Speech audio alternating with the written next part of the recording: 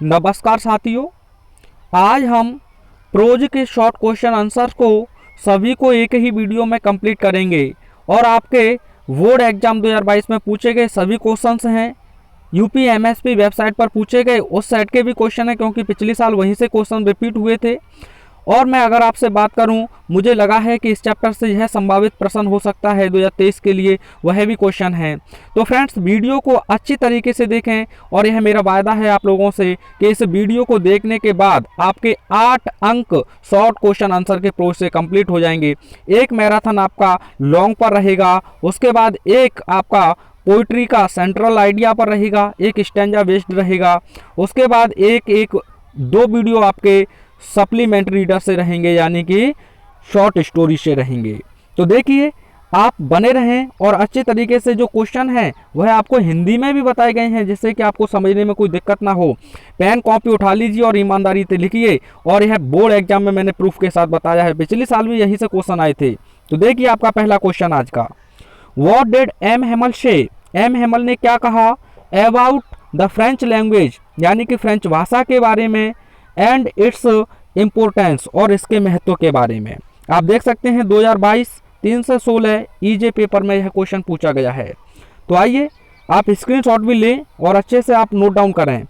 तो इसमें से आप बनाना चाहते तो जोड़ सकते थे कि M Hamel said about the French language, यानी कि एम हेमल ने फ्रेंच भाषा के बारे में कहा, उसके बाद जोड़ सकते हैं। लेकिन मैंने अलग तरीके से लिखा है, M Hamel told them, M Hamel ने उनसे कहा, अर्थात वहाँ स्टूडेंट भी थे, गांव के लोग भी थे, जैसे कि बूढ़े हाउजर बैठे हुए थे, फॉर्मर मेयर बैठे हुए थे, फॉर्मर पोस्ट मास्टर बैठे हुए थे, तो इसीलिए अलग से बनाया गया है। एम हेमल टोल्ड देम, यानी कि श्रीमान एम हेमल ने उनसे कहा दैट कि French was the most beautiful language in the world, कि फ्रेंच भाषा दुनिया की सबसे सुंदर भाषा है। इनडायरेक्ट में आंसर लिखा गया है। आइए आगे देखिए, एंड और इट इज द क्लियरेस्ट, यह सबसे स्पष्ट भाषा है, and the most logical language, और सबसे तर्क संगत भाषा है। आसानी से याद कर सकते हैं दोस्तों, कोई दिक्कत नहीं आएगी। और देखिए उन्होंने आगे क्या बताया, he asked them to guard it, और उन्होंने इसे सुरक्षित रखने के लिए कहा, अमोंग देम, अपने बीच में, एंड नेवर फॉरगेट इट, और इसे कभी ना भूलने के बारे में भी उन्होंने उनसे कहा।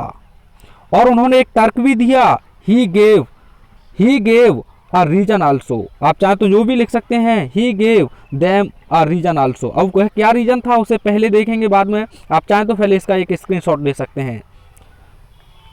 तो देखिए क्या रीजन दिया था उन्होंने, कि जब एक राष्ट्र गुलाम हो जाता है तो वह ना पीपल वर एंस्लेव्ड, पीपल का मतलब राष्ट्र भी होता है दोस्तों, आप गलत ना लें कि लोग ही होता है।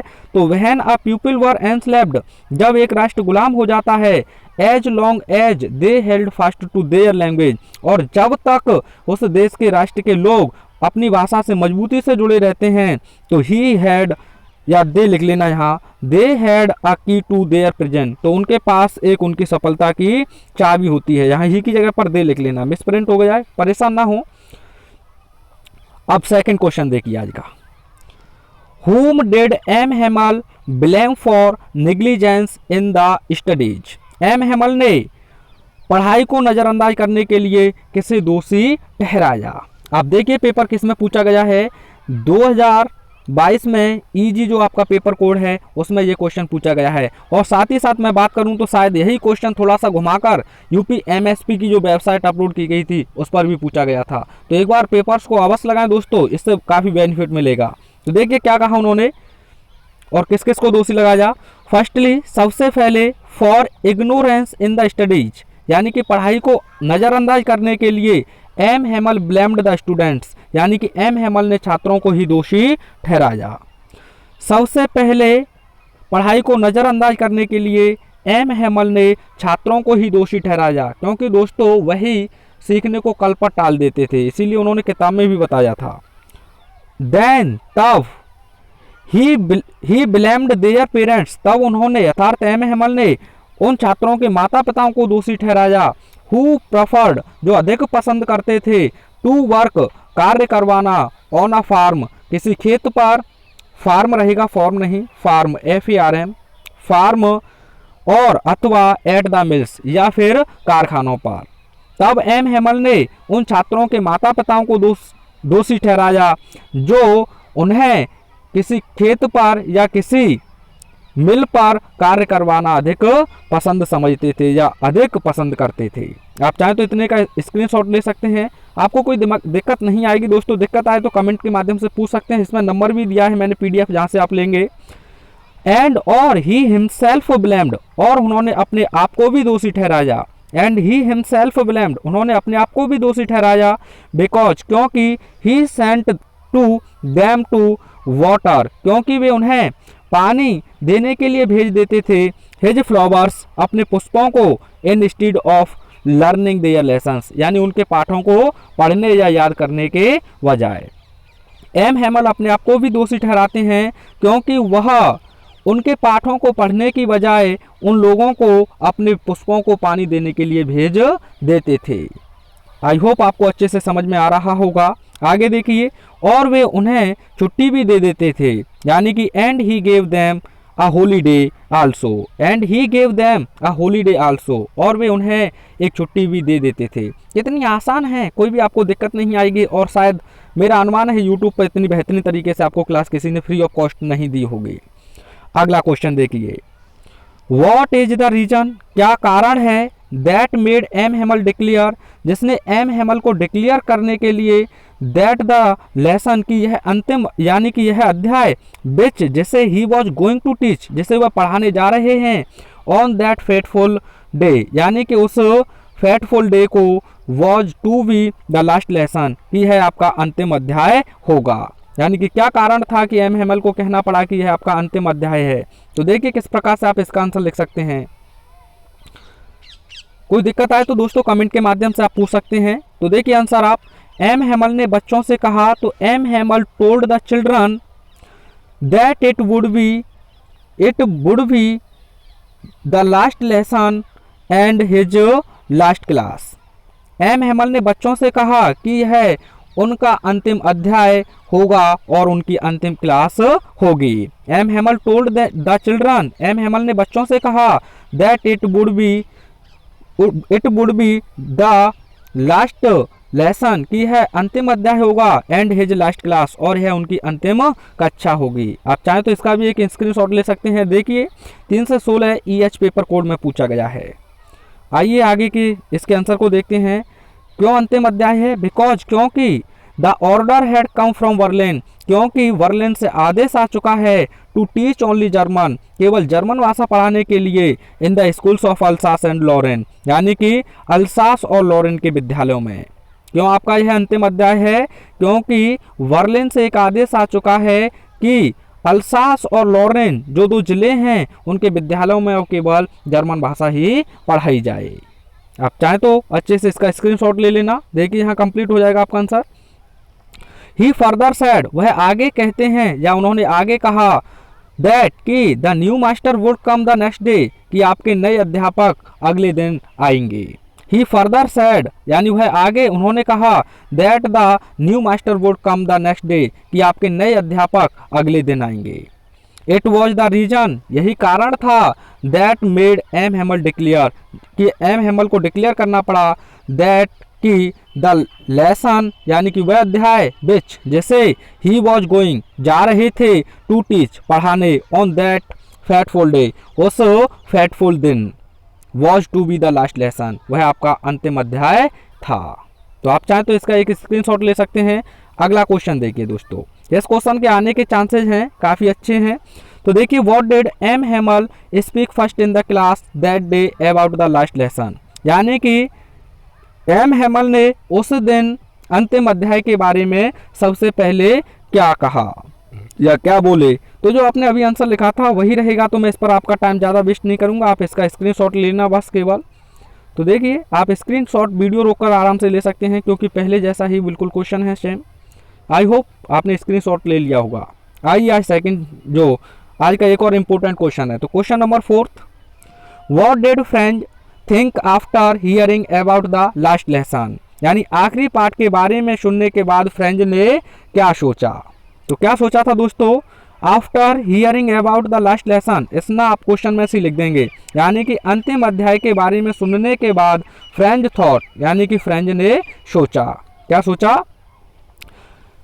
That he hardly knew how to write French language, उसने सोचा कि उसे बड़ी मुश्किल से ही तो फ्रेंच भाषा लिखनी आती थी, अर्थात वह बड़ी मुश्किल से ही तो जानता था कि किस प्रकार से फ्रेंच भाषा को लिखा जाता है।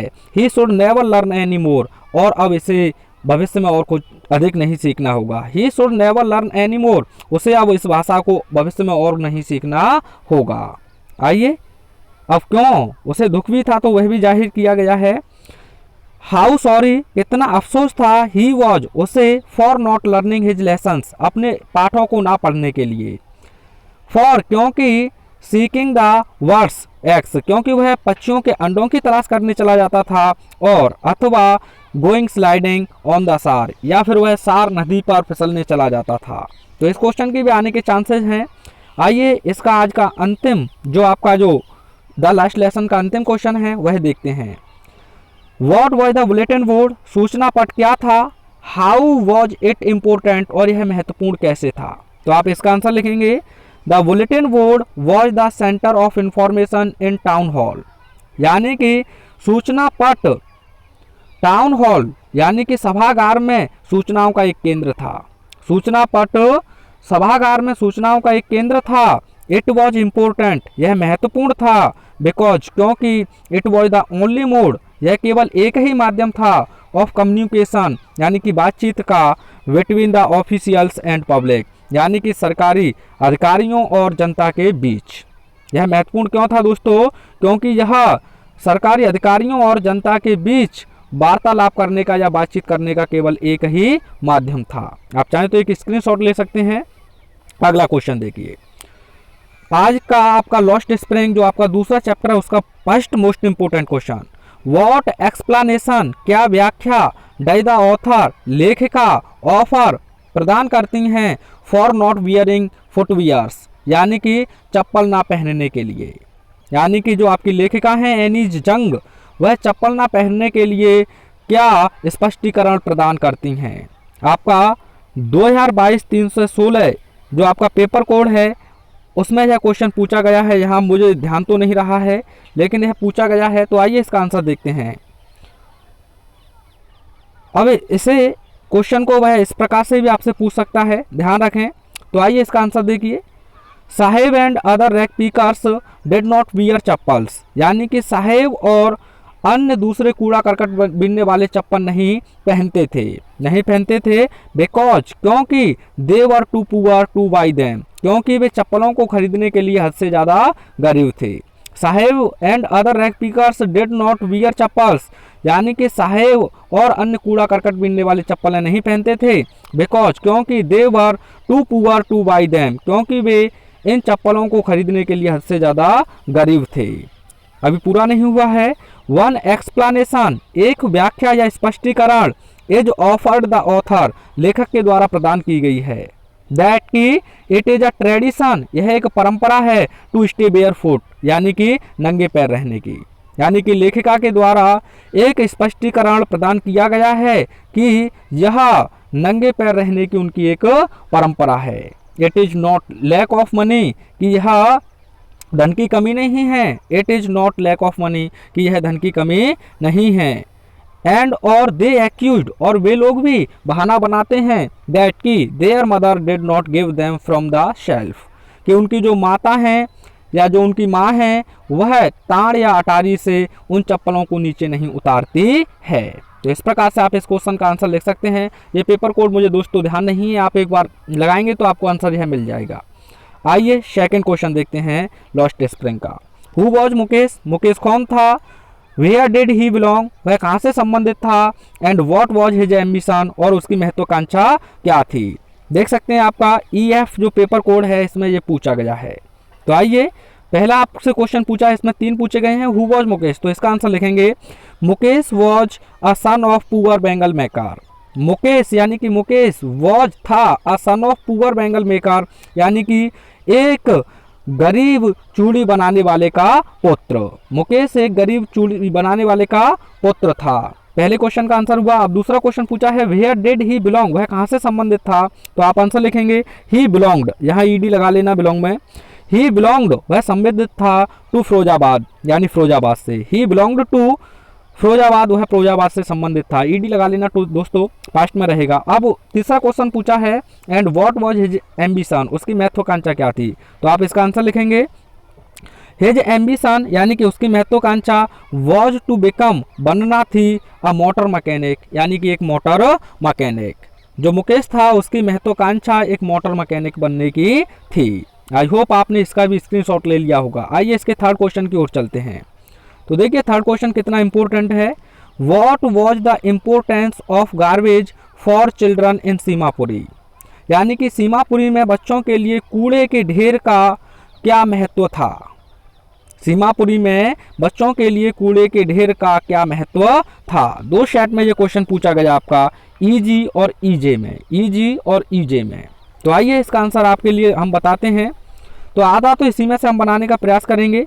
The importance of garbage for the children in Seemapuri, यानी कि द इम्पोर्टेंस यानी कि महत्व ऑफ गार्बेज यानी कि कूड़े करकट का फॉर द चिल्ड्रन बच्चों के लिए इन सीमापुरी यानी कि सीमापुरी में वॉज दैट, यह था, यहाँ लिख लें आप वॉज दैट, यह था दैट कि it was wrapped in wonder, कि यह आश्चर्य में ढका हुआ था।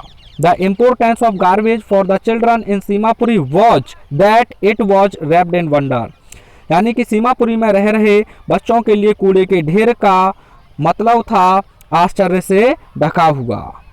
और आगे लिखेंगे इन इट, इसमें दे समटाइम्स, वे कभी कभी फाउंड, पाते थे अ रुपी, 1 रुपया, और अथवा इवन अ 10 रुपी नोट, या फिर एक 10 रुपए का नोट। यानी कि जो बच्चे थे वे इस कूड़े करकट के ढेर में कभी कभी 1 रुपए को पाते थे या कभी कभी वे एक 10 रुपए के नोट को भी पा जाते थे। और आगे आंसर इसी में लिखेंगे आप एंड और दे फाउंड अदर आइटम्स, यानी कि वे कभी कभी तो दूसरे आइटम्स को भी पा जाते थे इन द गार्बेज, यानी कि उस कूड़े के ढेर में। विच कुड बी सोल्ड, जिसे बेचा जा सकता था फॉर मनी, धन के लिए, यानी कि और वे कभी कभी ऐसे सामानों को भी उस ढेर में पा जाते थे जिसे धन के लिए बेचा जा सकता था। बिकॉज, क्योंकि इट हेल्प्ड देम, यह उनकी मदद भी करता था, क्या वह धन, बिकॉज क्योंकि इट हेल्प्ड, वह धन मदद करता था देम उनकी to earn their daily bread और लाइवलीहुड, यानी कि उनकी प्रतिदिन की रोजी रोटी के लिए। एंड और have a roof over their heads, और उनके सिर के ऊपर एक छत होने के लिए भी, क्योंकि जब आप कमाएंगे नहीं तो खाएंगे क्या। तो आप चाहें तो इसका एक स्क्रीनशॉट ले सकते हैं। आइए अगले क्वेश्चन की ओर चलते हैं। अगला क्वेश्चन है why did Saheb join the job at milk booth, यानी कि साहेब ने मिल्क भूत यानी चाय की दुकान या दूध की दुकान की जो दुकान थी उस पर जॉब क्यों करी। तो देखिए डबल ई में यह क्वेश्चन पूछा गया है, तो आप इसका आंसर लिखेंगे साहेब जॉइंड, इसी में से आंसर बनाएंगे, वाई को यहाँ से हटा देंगे, साहेब लिखा आपने यहाँ और जॉइन में ईडी लगा देंगे। साहेब जॉइंड यानी कि साहेब ने जॉइन किया द जॉब यानी नौकरी को eight the milk tea stall, आप चाहें तो टी भी लिख दिए कोई दिक्कत नहीं है, यानी कि चाय की दुकान पर। बिकॉज ऑफ पॉवर्टी यानी गरीबी के कारण, साहेब ने गरीबी के कारण चाय की दुकान पर जॉब को चुना। Saheb joined the job at the milk tea stall because of poverty. There, वहाँ ही वॉज पेड, उसे अदा किया जाता था RS 800 यानी कि 800 रुपये, यानी कि उस चाय की दुकान पर साहेब को 800 रुपये भी अदा किए जाते थे। एंड ऑल हिज मील्स, और उसका पूरे दिन भर का भोजन, इसीलिए उसने चुनी थी दोस्तों। लेकिन but he had to work harder there, लेकिन उसे कठिन मेहनत भी वहाँ करनी पड़ती थी। But he had to work harder there, लेकिन उसे वहाँ अधिक मेहनत भी करनी पड़ती थी। He was not really happy working at the tea stall, he was not really happy, वह वास्तव में प्रसन्न नहीं था working at the tea stall यानी कि चाय की दुकान पर कार्य कर कर, वह चाय की दुकान पर कार्य कर कर वास्तव में प्रसन्न नहीं था। बिकॉज क्योंकि he was no longer his own master. क्यों नहीं था? क्योंकि वह अपने स्वयं का अब मालिक नहीं था। यहाँ ओन की मीनिंग है जो आपकी लिखी है OWN है दोस्तों, ठीक है। Because he was no longer, वह अब नहीं था हिज ओन मास्टर यानी अपने स्वयं का मालिक। आप चाहें तो इसका एक स्क्रीनशॉट ले सकते हैं। आने के चांसेज हैं इस क्वेश्चन के फिर से, क्योंकि यहाँ वैसे भी आप देखें छोटे बच्चों के लिए किस प्रकार से जॉब पर लगा दिया जाता है, तो उसके लेकर अगला आज का इंपॉर्टेंट क्वेश्चन है, why did Mukesh volunteer to take the narrator home. यानी कि मुकेश जो कथाकार है उसे घर ले जाने के लिए क्यों नेतृत्व किया। Who were there in home, और उसके घर में कौन थे। तो आधा आंसर आप इसी में से बनाएंगे। सब्जेक्ट उठाएंगे तो मुकेश वॉलंटियर्ड, जैसे ही आप डेड उठाएंगे तो यहाँ सेकंड फॉर्म हो जाएगा। जो अनसीन पैसेज में आपको समझाऊंगा, मुकेश वॉलंटियर्ड यानी कि मुकेश ने नेतृत्व किया, टू टेक ले जाने का, द नरेटर होम यानी कि उस कथाकार को घर। आधा तो आपने इसी में से बना दिया। वही हटेगा तो बिकॉज से जोड़ेंगे। बिकॉज क्योंकि हिज होम उसका घर वॉज बीइंग रूबल्ट द्वारा से बनाया जा रहा था। क्यों उसने नेतृत्व किया उसे घर ले जाने के लिए? क्योंकि साहेब का घर पुनः निर्मित हो रहा था। एंड और ही वांटेड वह चाहता था, टू शो इट यानी कि अपने घर को उसे दिखाना। And he wanted to show it her क्योंकि वह अपने घर को कथाकार या लेखिका को अपने घर को दिखाना चाहता था। पहला क्वेश्चन आपका यहाँ तक पूछा गया था, उसका आंसर आपने लिख दिया। सेकंड क्वेश्चन आपसे इसी में पूछा गया है कि कौन कौन थे उसके घर में, तो आप पैराग्राफ चेंज करके लिखेंगे। इन होम यानी कि घर में, देयर वर मैनी मेंबर्स बहुत से लोग थे या बहुत से सदस्य थे। घर में बहुत से सदस्य थे। एज जैसे मुकेश एल्डर ब्रदर, मुकेश का बड़ा भाई, मुकेश एल्डर ब्रदर यानी कि मुकेश का बड़ा भाई, हिज ब्रदर ब्रदर्स वाइफ उसके भाई की पत्नी, हिज ब्रदर्स वाइफ उसके भाई की पत्नी, हिज फादर उसके पिताजी, एंड हिज ग्रैंड मदर और उनकी दादी माँ, ये लोग उसके घर में थे। आप चाहें तो स्क्रीनशॉट ले सकते हैं। आइए आज का और इस चैप्टर का एक और most important question, it is his कर्म यह उसका कर्म है, हिज डेस्टिनी उसका भाग्य है, हु सेड दिस यह किसने कहा, एंड व्हाई और क्यों कहा। तो पहले तो आप इसी में से लिखेंगे, इट इज हिज कर्म यह उसका कर्म है, हिज डेस्टिनी उसका भाग्य है, the grand mother of Mukesh said this यानी कि मुकेश की दादी माँ यह कहती हैं या उन्होंने कहा। यानी कि मुकेश की दादी माँ ने यह कहा, क्या कहा कि यह उसका कर्म है और उसका भाग्य भी है। अब भाग्य के बारे में बताया गया है तो देखिए, बिकॉज क्यों कहा था, बिकॉज क्योंकि सी हैड वॉच्ड उसने देखा था, हर ओन हस्बैंड अपने स्वयं के पति को, गो ब्लाइंड अंधा होते हुए, विद द डस्ट यानी उस धूल से, फ्रॉम पॉलिशिंग यानी कि पॉलिश करने वाली से, द ग्लास ऑफ बैंगल्स यानी कि उन कांच की चूड़ियों के ऊपर। उसने ऐसा क्यों कहा था कि यह उसका भाग्य है? क्योंकि जो उसकी दादी माँ थी उसने अपने पति को कांच की चूड़ियों पर पॉलिश करने वाली धूल या गंध से अपने पति को अंधा होते हुए देखा था। आइए आज का एक और इम्पोर्टेंट क्वेश्चन, इसके आने के बहुत ज़्यादा चांसेज हैं। Why could the bangle makers not organise themselves in a cooperative यानी कि वहाँ जो चूड़ी बनाने वाले हैं वह एक अपने आप में सहकारी समिति क्यों नहीं ऑर्गेनाइज कर सकते। व्हाट डू दे वे क्या करेंगे, इफ दे डू सो यदि वे ऐसा करते हैं। तो देखिए उनके साथ क्या होगा यदि वे ऐसा करते हैं। तो देखिए इसका answer, the bangle makers could not organise यहाँ डी हट जाएगा, आपका ऑर्गेनाइज रहेगा। द बैंगल मेकर्स यानी कि चूड़ी बनाने वाले, कुड नॉट ऑर्गेनाइज यानी कि ऑर्गेनाइज नहीं कर सकते हैं, देमसेल्व्स अपने आप को, इन अ कोऑपरेटिव यानी कि एक सहकारी समिति में। तो आपने इसका आंसर इसी में से बना दिया। और आगे लिखेंगे आप, बिकॉज क्योंकि, इफ दे डिड सो यदि वे ऐसा करते हैं, बिकॉज क्योंकि, इफ दे डिड सो यदि वे ऐसा करते हैं तो दे आर होल्ड अप उन्हें घसीटा जाएगा, बीटन पीटा जाएगा, एंड ड्रैग्ड टू जेल और जेल में डाल दिया जाएगा, बाई पुलिस यानी कि पुलिस के द्वारा। वे अपने आप में क्यों एक सहकारी समिति नहीं बना सकते हैं? बिकॉज क्योंकि, इफ दे डिड सो यदि वे ऐसा करें तो they are hauled up beaten and dragged to jail by the police तो उन्हें पुलिस के द्वारा घसीटा जाएगा, पीटा जाएगा और उन्हें जेल में डाल दिया जाएगा। अगर आप यहाँ डिड लिखते हैं तो आप चाहें तो यहाँ वर भी लिख सकते हैं, कोई समस्या नहीं है। अगला क्वेश्चन, इसी का आंसर देखिए।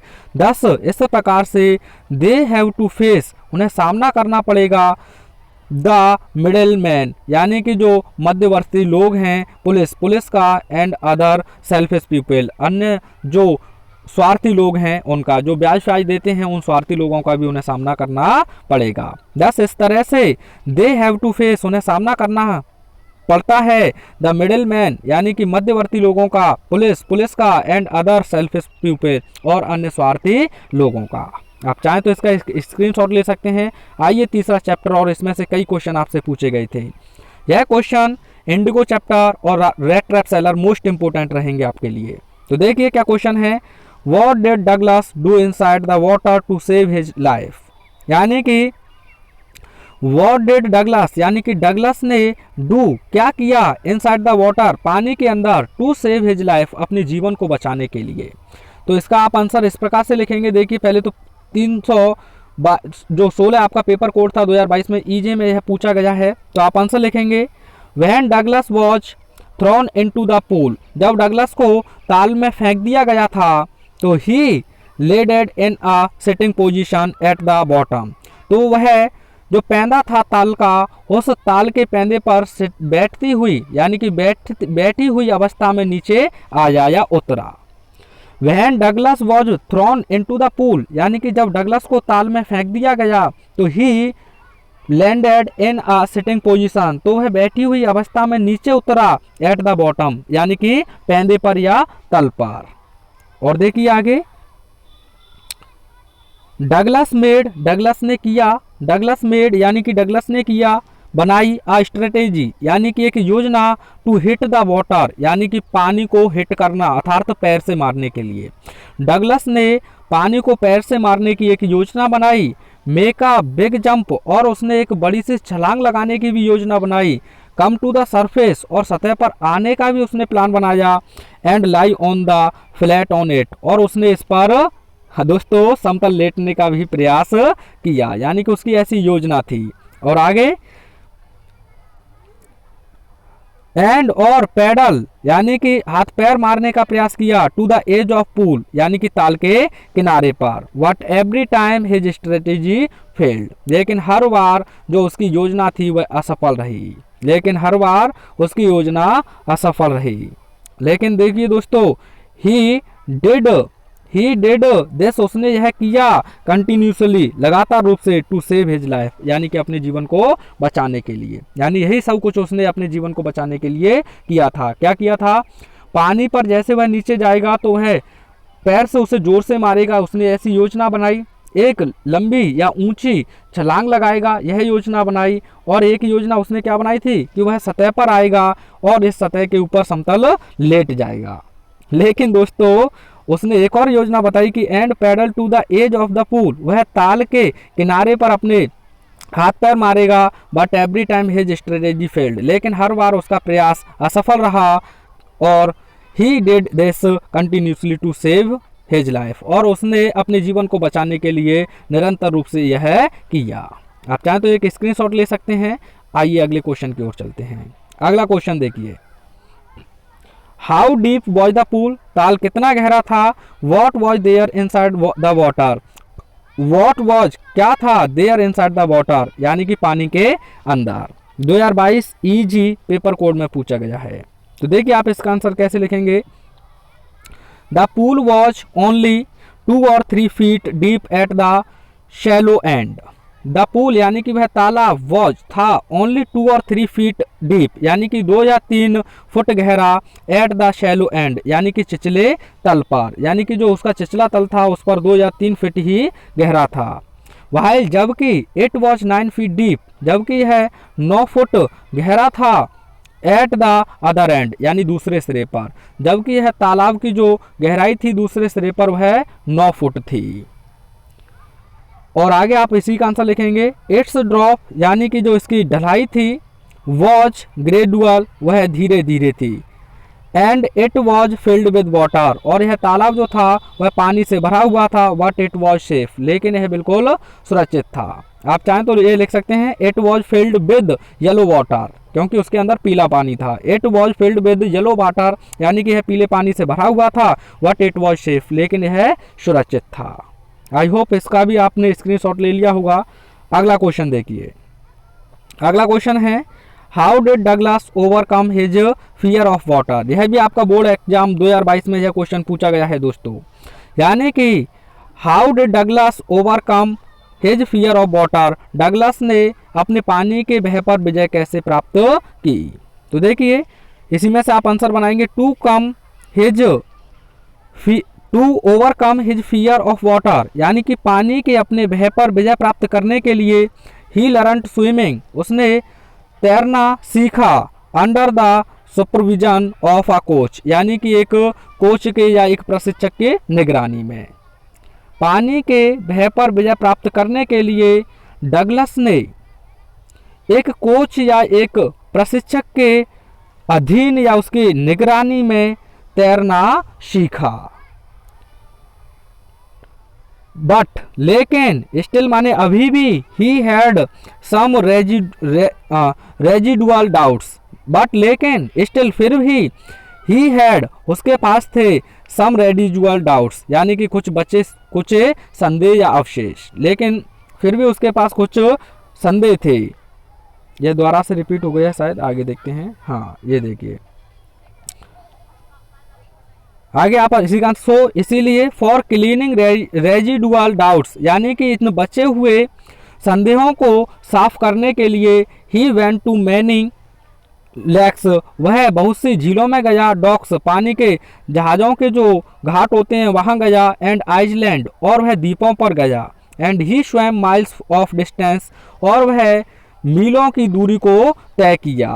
Crossed whole lakes up and down, और उसने जो वहाँ झील थी उन्हें अप एंड डाउन की अवस्था, जो तैरने की अवस्था होती है उस अवस्था में उन झीलों को भी तैरकर पार किया। तो यह भी क्वेश्चन आपका पूछा गया था। आइए एक और इम्पोर्टेंट क्वेश्चन देखते हैं। यह भी आपका पूछा गया है क्वेश्चन कि what did the instructor do to train Douglas, यानी कि जो प्रशिक्षक था उसने डगलस को ट्रेन करने के लिए क्या किया। तो आइए इसका आंसर लिखते हैं। The instructor put a belt around Douglas, यानी कि जो प्रशिक्षक था उसने डगलस के चारों ओर एक बेल्ट बांध दी। To which a rope was attached, और उस बेल्ट से एक रस्सी को जोड़ दिया। टू विच, जिससे अ रोप वॉज अटैच्ड, जिससे एक रस्सी को जोड़ दिया। दिस रोप, यानी कि यह रस्सी वेंट थ्रो, जाती थी अ पुली, एक पुली से होकर, यानी कि जो रस्सी थी वह एक पुली से होकर जाती थी। अब देखिए वह क्या करता था, जो प्रशिक्षक था, held on to the end of a rope, वह रस्सी के एक छोर को अपने हाथ में पकड़ लेता था। Went and fourth across the pool, और वह ताल के एक सिरे से दूसरे सिरे अर्थात आगे पीछे होता था। आवर आफ्टर आवर, यानी घंटों के बाद घंटे। डे आफ्टर डे, दिन के बाद दिन। वीक आफ्टर वीक, यानी कि सप्ताहों के बाद सप्ताह। एंड आफ्टर 7 months, और 7 महीनों के बाद the instructor declared him as a swimmer, और इस प्रकार से जो प्रशिक्षक था उसने डगलस को एक तैराक डिक्लेयर्ड कर दिया।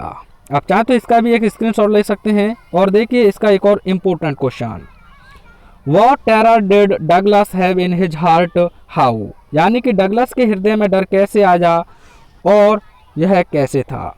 तो दोस्तों इसके आने के बहुत ही ज़्यादा चांसेस हैं, अच्छे से इसे तैयार करें। तो आप आंसर लिखेंगे Douglas had the terror for water in his heart, यानी कि डगलस के हृदय में डर था।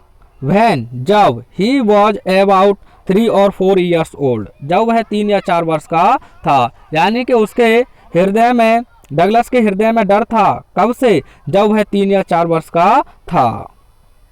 हिज फादर, यानी कि उसके पिता, हिज फादर उसके पिता, टुक हिम उसे ले गए, to the beach of California, यानी कैलिफोर्निया के बीच पर, यानी कि जो समुद्र होता है उसका जो बीच होता है वहाँ डगलस के पिता उसे ले गए थे। और आगे इसका आंसर लिखेंगे एंड और द वेव्स, यानी लहरों ने नोक्ड हिम उसे गिरा दिया। Down and swept over him, यानी कि जो लहर थी उन्होंने उसे नीचे गिरा दिया और उसके ऊपर से होकर गुजर गईं। और आगे इसका आंसर लिखेंगे ही वॉज अनेबल, वह असमर्थ था, टू ब्रीथ यानी कि सांस लेने में। He was unable to breathe, वह सांस लेने में असमर्थ था, इस प्रकार से उसके हृदय में यह डर आया। Thus it came in his heart, इस प्रकार से उसके हृदय में यह डर आया। आप चाहें तो इसका भी एक स्क्रीनशॉट ले सकते हैं दोस्तों। आइए आज का इस चैप्टर का आपका मोस्ट इंपोर्टेंट क्वेश्चन में से एक समारा जाएगा।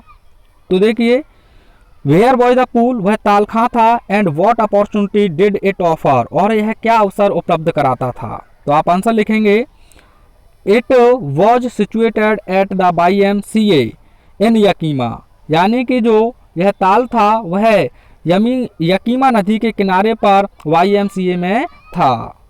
उसके बाद आप लिखेंगे it offered the opportunity to learn swimming, यानी कि यह तैराकी सीखने का अवसर उपलब्ध कराता था।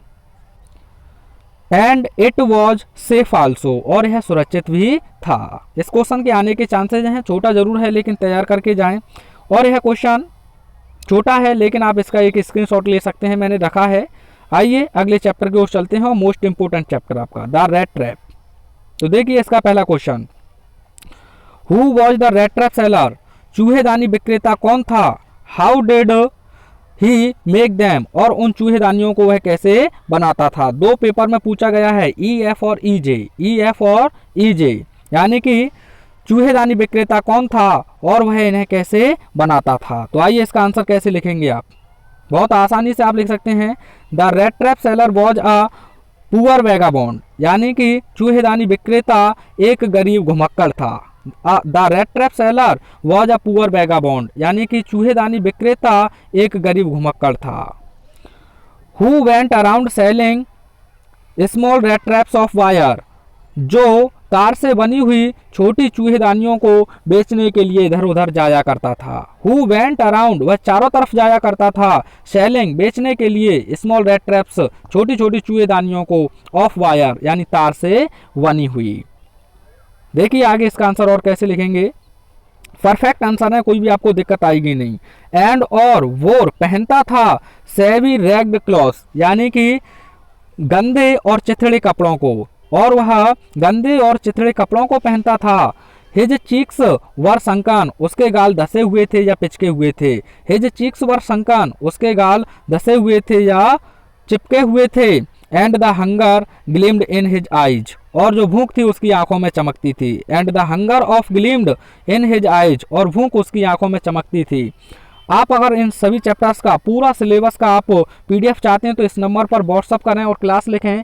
केवल मात्र आपको 99 रुपये में आपको पूरा PDF सभी चैप्टर्स का question answer, short long, central idea और पूरी सब कुछ आपको दिया जाएगा मात्र 99 रुपये में, ज़्यादा आपके लिए है नहीं। आगे देखिए, ही हिमसेल्फ मेड, अब यहाँ दूसरा क्वेश्चन पूछा था वह कैसे बनाता, तो आप आंसर लिखेंगे ही हिमसेल्फ, वह खुद, मेड बनाता था, दोज रेड ट्रैप्स उन चूहेदानियों को, फ्रॉम द मटेरियल उस पदार्थ से, वाई बैगिंग जिसे वह भीख मांग कर लाता था, इन द स्टोर्स और एट द बिग फार्म्स, यानी कि दुकानों पर या बड़े बड़े कारखानों पर। He himself made those red traps, वह खुद उन चूहेदानियों को बनाता था, फ्रॉम द मटेरियल उस पदार्थ से, by begging in the stores और एट द बिग फार्म्स, जिन्हें वह दुकानों पर या फिर बड़े फार्मों से भीख मांगकर प्राप्त करता था। आप चाहें तो इसका एक दोस्तों स्क्रीनशॉट ले सकते हैं, नहीं तो आप पूरा सिलेबस इस नंबर पर खरीद सकते हैं। अब क्यों बेचा करता था उन्हें बनाकर, ही यूज्ड टू सेल, वह उन्हें बेचा भी करता था, देम फॉर हिज लवलीहुड, यानी कि अपनी जीविका के लिए, यानी कि उन चूहेदानियों को वह अपनी जीविका कमाने के लिए बेचा करता था। आइए इसका दूसरा क्वेश्चन देखते हैं। अच्छा ये दोबारा से आ गया, कोई दिक्कत नहीं दोस्तों।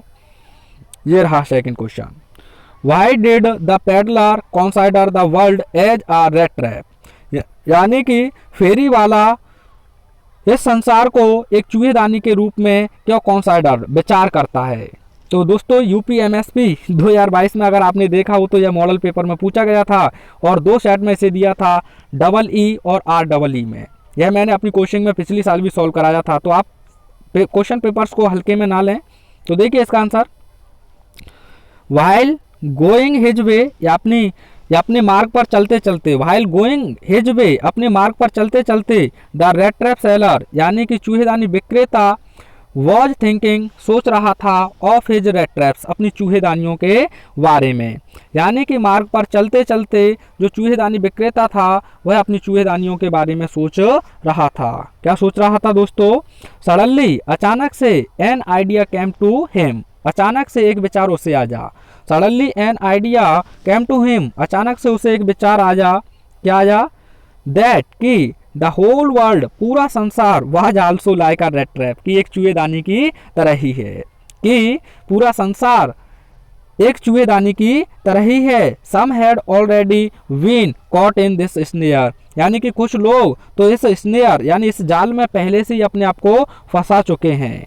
और and the others were still circling around the bait, and और द अदर्स, अन्य लोग, वर स्टिल सर्कलिंग, अभी भी चक्कर लगा रहे हैं, अराउंड द वेट यानी इस चारहाका के आसपास या चारे के आसपास। और आगे क्या कहता है? एग्जैक्टली एज, ठीक उसी प्रकार से, द रेड ट्रैप्स यानी कि चूहेदानी, ऑफर्ड, प्रदान करती हैं, चीज यानी कि पनीर, एंड और पोर्क, सुअर का मांस, टू द रेट्स यानी कि चूहों को। जिस प्रकार से एक चूहेदानी चूहों को सुअर का मांस और पनीर ललचाने के लिए प्रदान करती है, दिस वर्ल्ड यानी कि यह संसार, ऑफर्ड, प्रदान करता है, शेल्टर, शरण, जॉयस, आनंद, फूड, भोजन, हीट, गर्मी, क्लॉथ्स, कपड़े, टू द पीपल यानी कि लोगों को। यानी कि जिस प्रकार से एक चूहेदानी चूहे को फंसाने के लिए सुअर का मांस और पनीर प्रदान करती है, ठीक इसी प्रकार से यह संसार लोगों को अपने अंदर फंसाने के लिए शरण, खुशी, भोजन, गर्मी, कपड़े इत्यादि प्रदान करता है। तो यह रहा था आपका क्वेश्चन का आंसर। अगले क्वेश्चन को देखिए।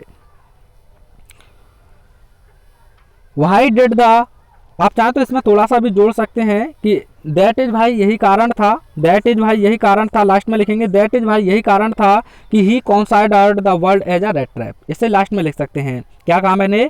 दैट इज भाई यही कारण है, ही कंसीडर्ड, यहाँ से इसे हटा देंगे, ही कंसीडर्ड, इसमें ईडी लगा देंगे, he considered the world as a rat trap, यही कारण है कि वह इस संसार को एक चूहेदानी के रूप में विचार करता है। तो दोस्तों लिख लेना, कोई भी दिक्कत नहीं है। तो यह क्वेश्चन एक बार फिर से रिपीट हो गया है, आगे चलते हैं। ये एक बार फिर ज़्यादा इंपॉर्टेंट लग रहा है दोस्तों आपके लिए। चलिए तीसरा क्वेश्चन देखिए। What happened with the rat trap seller into the woods, यानी कि चूहेदानी विक्रेता के साथ जंगल में क्या घटित हुआ। हमने बात ही कहा कि आप लोग पूछा करते हैं, तो मैंने यहाँ लिख दिया डिस्ट्रिक्ट और अपना जिला। तो देखिए इसका आंसर, जब चूहेदानी विक्रेता ने कृषक के 30 क्रनोर चुराए, जो स्विट्जरलैंड की मुद्रा है, तो आप इसी को इंग्लिश में ट्रांसलेट करेंगे। When the rat trap seller stole 30 kronor of the crofter, when the rat trap seller यानी कि जब चूहेदानी विक्रेता ने स्टॉल चुराए 30 क्रनोर्स ऑफ द क्रॉफ्टर, यानी कि जो कृषक था उसके 30 क्रनोर्स को। तो ही वांटेड, वह चाहता था, कौन? वही चूहेदानी विक्रेता, टू गो, जाना, द वे, उस मार्ग से, ऑफ द फॉरेस्ट यानी कि जंगल के, इंस्टीड ऑफ पब्लिक हाईवे यानी कि सार्वजनिक मार्ग के बजाय।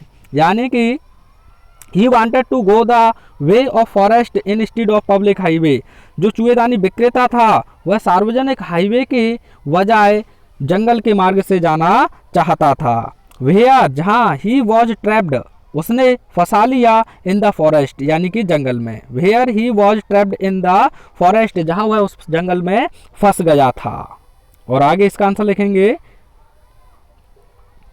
द होल फॉरेस्ट, वह संपूर्ण जंगल, विद इट्स ट्रंक्स, इसके तने, ब्रांचेज, इसकी शाखाएं, एंड इट्स द थिकेस्ट, और इसके सबसे घने, एंड फॉलन लॉक्स, और पड़े हुए लट्ठे, क्लोज्ड इन अपॉन हिम, वह उस पर बंद हो गए थे, लाइक एन इम्पिडेंट्रेबल प्रिजन, एक अभेद जेल की भांति, फ्रॉम विच, जिससे he was not in the condition to escape, यानी कि फ्रॉम विच, जिससे he was not in the condition, वह ऐसी अवस्था में नहीं था, टू एस्केप यानी बच निकलने की, यानी कि जहाँ से वह ऐसी अवस्था में बचने की में नहीं था। इट वॉज हैपन्ड यानी कि यही घटित हुआ with the rat trap seller चूहेदानी विक्रेता के साथ इन द फॉरेस्ट यानी कि जंगल में। आप चाहें तो इसका एक स्क्रीनशॉट ले सकते हैं। आइए अगले क्वेश्चन की ओर चलते हैं। अगला क्वेश्चन है what Christmas present did Edla Willmansson receive from the peddler, यानी कि एडला बिलमनसन जो लड़की थी आयरन मास्टर की, उसने उस फेरी वाले से किस क्रिसमस के उपहार को प्राप्त किया।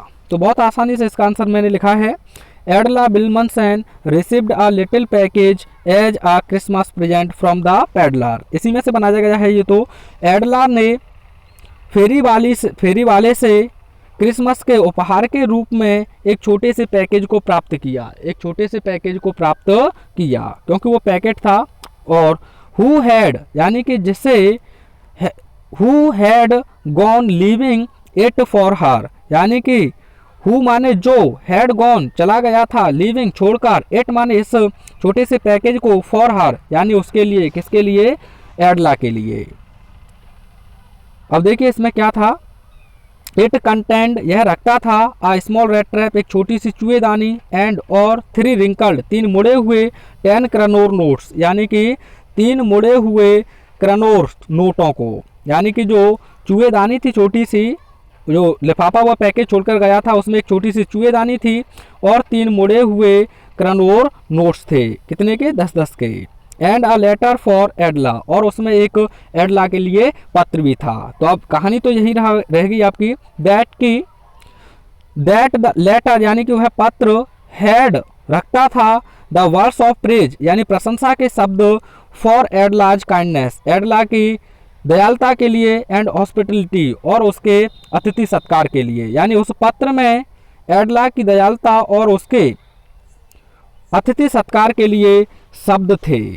किसमें, उस पत्र में। सी वॉज हैप्पी वह प्रसन्न हुई टू सी दिस गिफ्ट इस उपहार को देखकर, यानी कि जो एडला बिलमनसन थी वह इस उपहार को देखकर प्रसन्न हुई। Which was a reward for his goodness जो उसकी भलाई के लिए या अच्छाई के लिए एक पुरस्कार था। तो इस उपहार को उसने प्राप्त किया था। अच्छा क्वेश्चन है, घुमाने लायक क्वेश्चन था। आइए अगले क्वेश्चन की ओर चलते हैं।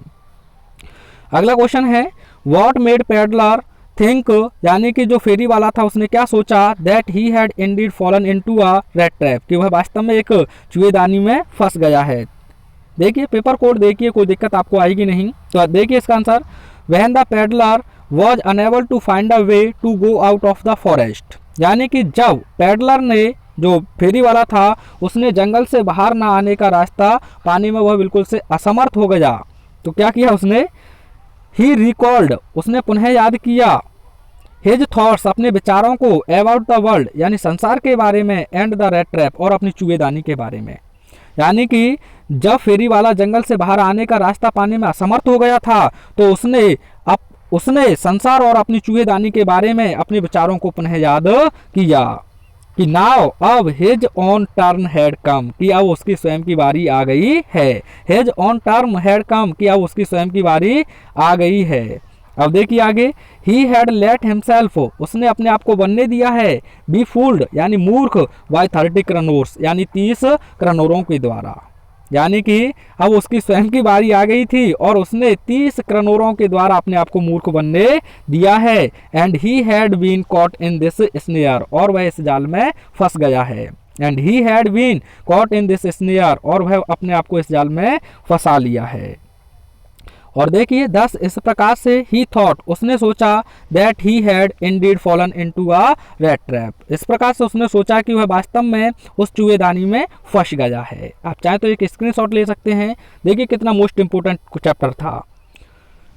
अगला क्वेश्चन है what information did the iron master and his daughter receive at the church, यानी कि आयरन मास्टर और जो उसकी पुत्री थी उसने चर्च में कौन सी खबर को पाया। तो देखिए इसका आंसर एट द चर्च यानी कि चर्च में, द आयरन मास्टर यानी कि लोहा मास्टर एंड हिज डॉटर और उसकी पुत्री कैम टू नो उन्हें पता चला, यानी कि चर्च में लोहा व्यापारी और उसकी पुत्री को पता चला। क्या पता चला दोस्तों, दैट कि वन ऑफ द ओल्ड क्रॉफ्टर्स कि उनके कृषकों में से कि एक पुराना या बूढ़ा कृषक ऑफ द आयरन वर्क्स यानी कि उनके लोहा कंपनी का हैड बीन रॉब्ड लूट लिया गया था बाय द मैन एक ऐसे ही व्यक्ति के द्वारा। उन्हें पता चला कि उनके लोहा जो कंपनी थी या कारखाना था उसका एक पुराना कृषक एक ऐसे ही व्यक्ति के द्वारा लूट लिया गया था। Who went around selling the red traps जो घूम घूम कर चूहेदानी बेचा करता था। इस खबर को उन्होंने वहां प्राप्त किया था। अगला क्वेश्चन देखिए, who gave him shelter for the night and why यानी कि रात्रि के लिए किसने शरण दी और क्यों। यह क्वेश्चन आने लायक है और इसे अच्छे से तैयार कर लें। तो एन ओल्ड मैन यानी कि एक बूढ़ा व्यक्ति, अर्लियर क्रॉफ्टर जो पहले कृषक था, एट रामजोस आयरन वर्क्स यानी कि रामजोस आयरन कारखाने में, गेव हिम उसने दी, शेल्टर शरण फॉर द नाइट यानी रात्रि के लिए, उसी ने उसे रात्रि के लिए शरण दी। बिकॉज क्योंकि, क्यों दी थी, दूसरा क्वेश्चन पूछा है बिकॉज क्योंकि that old man was living alone in his hut क्योंकि जो बूढ़ा व्यक्ति था वह अपनी झोंपड़ी में अकेला ही रह रहा था। एंड ही वॉज हैप्पी और वह प्रसन्न भी हुआ दैट समबडी कि कोई व्यक्ति कैम देयर वहाँ आया है, टू गिव हिम कंपनी उसे साथ देने के लिए, एंड डिस्पेल हिज लोनलीनेस और उसकी जो लोनलीनेस अकेला है उसे दूर करने के लिए। डिस्पेल माने दूर करना। तो देखिए इसका भी एक स्क्रीनशॉट। अगला क्वेश्चन है, What sounds did the peddler hear into the forest? What did he do then? यानी कि जो फेरी लगाकर सौदा बेचने वाला था उसने जंगल में क्या साउंड सुने और तब उसने क्या किया। तो आंसर लिखेंगे, Into the forest जंगल में, the peddler heard a hard regular thumping sound जो फेरी वाला था उसने लगातार पीटे जाने की थप थप की आवाज को सुना जो कठोर आवाज थी। अब देखिए, हियरिंग दैट साउंड उस आवाज को सुनकर, ही रेज्ड हिमसेल्फ उसने अपने आप को उठाया, समन्ड ऑल हिज स्ट्रेंथ उसने अपनी पूरी शक्ति को बुलाया, गॉट अप वह खड़ा हुआ, and struggled in the direction of the sound और वह लड़खड़ाते हुए उसी आवाज की ओर चल दिया। तो यह किया था उसने। अगला क्वेश्चन है, what was Ramsjo iron works, what was happening inside it. इस क्वेश्चन का आप स्क्रीनशॉट ले लें यानी कि इसे आप बनाएंगे, खुद से बनाएंगे, मोस्ट इंपोर्टेंट क्वेश्चन कह सकते हैं इसे भी। आज का आपका अंतिम चैप्टर होगा इंडिगो। वाई डिड, ये क्या लिख गया है भाई, टाइप गलत हो गया, डिड है। Why did Gandhi ji chide the lawyers यानी कि गांधी जी ने वकीलों को क्यों डांट या फटकार लगाई। REE में यह पूछा गया है। तो देखिए, गांधी जी चाइडेड यहीं से बनाया गया है, डेड आपने हटाई है तो गांधी जी चाइडेड, तो यहीं से बन गया है गांधी जी चाइडेड द लॉयर्स यानी कि गांधी जी ने वकीलों को फटकारा, फॉर कलेक्टिंग यानी एकत्रित करने के लिए, बिग फी यानी कि बड़ी fees, from the share croppers यानी कि उन बटाईदारों से। गांधी जी ने उन बटाईदारों से बड़ी रकम वसूलने के लिए वकीलों को डांट या फटकार लगाई। क्यों लगाई? बिकॉज क्योंकि मुजफ्फर लॉयर्स यानी जो मुजफ्फरपुर के वकील थे, यहाँ वर रहेगा, वर charging high fees from the poor share croppers यानी कि वे गरीब बटाईदारों से बड़ी फीस वसूल रहे थे। Who were actually unable to maintain their livelihood और वे लोग वास्तव में अपनी जीविका को साधने में भी या संभालने में भी असमर्थ थे, तो इसीलिए उन्होंने उन्हें डांट या फटकार लगाई थी। अगला क्वेश्चन है, what did Gandhi ji do for Champaran यानी गांधी जी ने चंपारण के लिए क्या किया। तो यह भी आपका पेपर में पूछा गया है ईजी में। तो देखिए, the overall development of Champaran यानी चंपारण के संपूर्ण विकास के लिए Gandhi ji did a lot Gandhi ji ने बहुत कुछ किया। He led organised the protest and strike against the landlords यानी कि उन्होंने प्रोटेस्ट विरोध किया और जो भूस्वामी थे उनके विरुद्ध स्ट्राइक भी की। Who were the guidance of British government जो लोग ब्रिटिश सरकार के क्या थे, मार्गदर्शक थे, इनके विरुद्ध उन्होंने प्रोटेस्ट भी किया था और स्ट्राइक भी की थी। एंड और he arranged volunteers, doctors, teachers for service यानी कि उन्होंने अपनी इच्छा से और उन्होंने अब स्वयं सेवकों को जैसे डॉक्टरों को, अध्यापकों को सेवाओं के लिए भी व्यवस्थित किया। Schools and hospitals were also opened और जो स्कूल थे और हॉस्पिटल थे वह भी खोले गए। तो इस प्रकार से आप इसका आंसर लिख सकते हैं। अगला question, what prompted Gandhi ji to urge the departure of the British, यानी कि ब्रिटिश लोगों के गमन के लिए गांधी जी ने अर्ज कैसे की। तो आप इसका आंसर लिखेंगे the peasants at Champaran were being forced by the British landlords, यानी कि जो चंपारण के कृषक थे उन्हें ब्रिटिश भूस्वामियों के द्वारा बाध्य किया जाता था टू पे, यहाँ इन्फिनेटिव टू है, टू पे compensation for being from agreement of growing Indigo, यानी कि जो बढ़ती हुई इंडिगो के थे उनके कीमतों पर। दिस इनजस्टिस, यानी कि यह अन्याय टच्ड गांधीज हार्ट, गांधी जी के हृदय को छू गया। दैट इज भाई, यही कारण था Gandhi prompted to urge the departure of British, यही कारण था कि गांधी जी ने ब्रिटिश लोगों के प्रस्थान का आग्रह करने का निश्चय कर लिया। तो अगला क्वेश्चन देखिए, हु वॉज राजकुमार शुक्ला, राजकुमार शुक्ला कौन थे। व्हाट वॉज हिज स्पेशलिटी, यानी कि उनकी विशेषता क्या थी, या इस क्वेश्चन को ऐसे भी पूछ सकता है क्योंकि एनसीईआरटी में दिया है। और भाई as Rajkumar Shukla डेस्क्राइब्ड as being resolute, यानी कि राजकुमार शुक्ला को एक दृढ़ संकल्पी के रूप में कैसे वर्णन किया गया है। तो देखिए इसका answer, Rajkumar Shukla was a peasant, Rajkumar Shukla एक किसान थे। Who was looking like poor and emaciated any other peasant in India, जो भारत में अन्य किसी दूसरे कृषक गरीब और कमजोर प्रतीत होते थे या उसकी समान ही दिखाई देते थे। राजकुमार Shukla was a peasant, Rajkumar Shukla एक किसान थे। हु वॉज लुकिंग लाइक, जो की तरह दिखाई दे रहे थे। पुअर एंड एमिशिएटेड, गरीब और दुबले पतले। Any other peasant in India, यानी कि भारत में अन्य किसी दूसरे किसान की तरह। आप चाहें तो इसमें छोटा भी लिख सकते थे, उसके ये लिख सकते थे कि हिज स्पेशलिटी वॉज रिजोल्यूट, इतना भी लिख सकते थे, लेकिन मैंने अच्छे से इसे डिजाइन किया है। ही बिलोंग्ड टू चंपारण, वह चंपारण से संबंधित थे। ही बिलोंग्ड टू चंपारण, वह चंपारण से संबंधित थे। ही वॉज इलिटरेट, वह अनपढ़ थे। वट रिजोल्यूट, लेकिन वह दृढ़ संकल्पी थे। He was illiterate what resolute, यानी कि वह अनपढ़ थे लेकिन वह कैसे थे, दृढ़ संकल्पित थे। He was different from other peasant in this mean, यानी इस मामले में वे अन्य किसानों से क्या थे, भिन्न थे। तो यहाँ मीन लिखा गया है तो नीच या वो ना समझे, यानी कि मामले का मतलब है, आप चाहें तो मैटर लिख कर आ सकते हैं। अगला क्वेश्चन है, what had happened in December 1916 in Lucknow, यानी कि 1916 में लखनऊ में क्या घटित हुआ। तो आप इसका आंसर लिखेंगे, the annual convention of Indian National Congress party was organised December 1916 in Lucknow, यानी कि भारतीय राष्ट्रीय कांग्रेस पार्टी की वार्षिक सम्मेलन था लखनऊ में दिसंबर 1916 में। Where a peasant came to Gandhi ji to complain against the landlord system in Champaran, जहां एक कृषक गांधी जी से लैंडलॉर्ड, यानी बिहार में लैंडलॉर्ड जो प्रथा चल रही थी उसके खिलाफ शिकायत करने के लिए आया हुआ था। इन दैट कन्वेंशन, यानी कि उस सम्मेलन में देयर वर 2301 डेलीगेट्स, यानी कि 2301 प्रतिनिधि थे। एंड मैनी विजिटर्स, और बहुत से दर्शक थे। इस प्रकार से आप इसका भी एक आंसर लिख सकते हैं।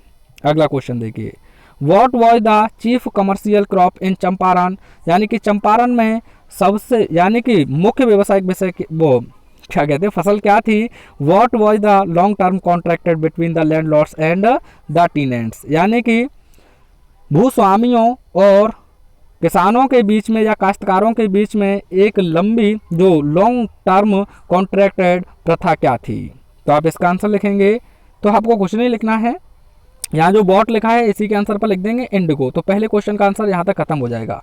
Indigo was the chief commercial crop of Champaran, यानी कि नील की जो खेती थी वह चंपारण में मुख्य व्यावसायिक फसल थी। The British landlords compelled the Indian tenants to grow indigo in 15% of their holdings and surrender the entire crop as rent, यानी कि जो ब्रिटिश लैंडलॉर्ड्स थे वह भारतीय काश्तकारों को अपनी पूरी भूमि के 15% पर नील की खेती लगाने के लिए बाध्य करते थे और इस पूरी फसल को एक किराए के रूप में सौंपने के लिए भी कहते थे। तो it was the long term contracted between the landlords and tenants, और यही एक लंबी टर्म थी उन लोगों के बीच में। कहाँ चला गया भाई। चलिए, तो आज आपका इस प्रकार से कोई भी कमेंट के माध्यम से बता सकते हैं कि इन चीज़ों का इम्प्रूवमेंट करने की आवश्यकता है। वीडियो पसंद आए हो तो लाइक शेयर सब्सक्राइब अवश्य करें। Thanks for watching.